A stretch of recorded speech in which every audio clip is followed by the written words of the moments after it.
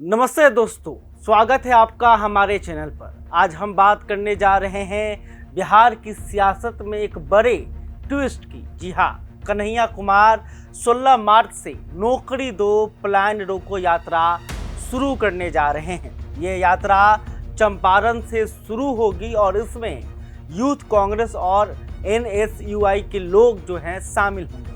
लेकिन सवाल यह है कि क्या ये सिर्फ एक यात्रा है या 2025 के विधानसभा चुनाव के लिए कांग्रेस की बड़ी चाल। चलिए इसकी पूरी कहानी को डिटेल में समझते हैं। कन्हैया कुमार की वापसी, बिहार में हलचल।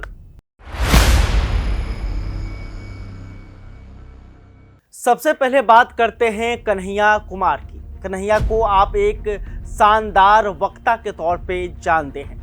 जब वो बोलते हैं तो भीड़ अपने आप खींची चली आती है। जेएनयू से निकलकर बिहार की राजनीति में आए कन्हैया ने 2019 में सीपीआई के टिकट पर बेगूसराय से लोकसभा चुनाव लड़ा, फिर कांग्रेस ज्वाइन की। अब राहुल गांधी ने उन्हें बिहार में एक बड़ी जिम्मेदारी सौंपी है। लेकिन यह राह इतनी आसान नहीं है, क्योंकि बिहार में पहले से ही तेजस्वी यादव और प्रशांत किशोर जैसे युवा चेहरा सक्रिय हैं।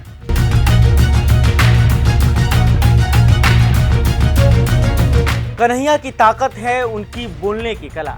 वो युवाओं के मुद्दे को ऐसे उठाते हैं कि लोग कनेक्ट कर लेते हैं, और यही वजह है कि उनकी इस यात्रा से बिहार की सियासत में हड़कंप मच गया है।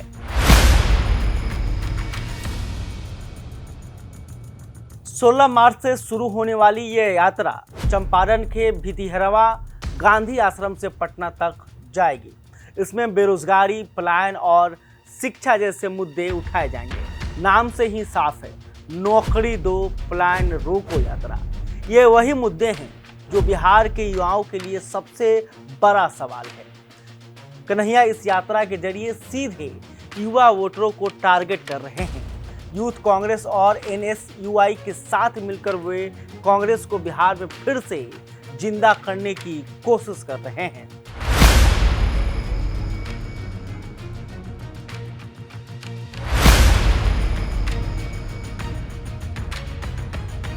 अब बात करते हैं तेजस्वी यादव की। आरजेडी के युवा नेता तेजस्वी खुद को नीतीश कुमार के खिलाफ युवाओं का चेहरा बताते हैं। वो अक्सर कहते हैं नीतीश बूढ़े हो गए हैं, अब युवाओं की बारी है। लेकिन कन्हैया के आने से आरजेडी का टेंशन बढ़ गया है।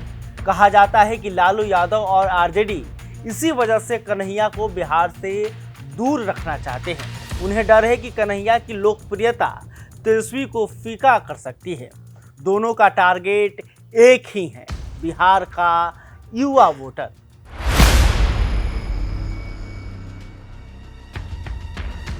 आपको याद ही होगा 2019 में जब कन्हैया बेगूसराय से चुनाव लड़ रहे थे, तब आरजेडी ने उनके खिलाफ उम्मीदवार उतारा था। नतीजा, कन्हैया चुनाव हार गए। अब कन्हैया कांग्रेस के साथ हैं और आरजेडी की मुश्किलें बढ़ सकती है।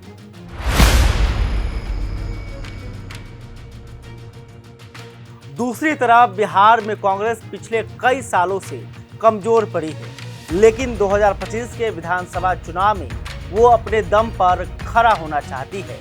राहुल गांधी ने पहले बिहार कांग्रेस के प्रभारी को बदला, अपने करीबी और युवा नेता कृष्णा अल्लावरू को कमान दी और अब कन्हैया को बिहार भेजा है। ये साफ है कि कांग्रेस आरजेडी पर दबाव बनाना चाहती है और वो चाहती है कि महागठबंधन में उसकी हिस्सेदारी बढ़े, और कन्हैया इसके लिए ट्रम्प कार्ड हो सकते हैं।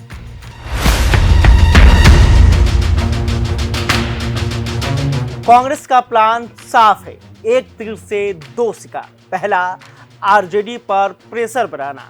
दूसरा, प्रशांत किशोर की बढ़ती ताकत को काउंटर करना।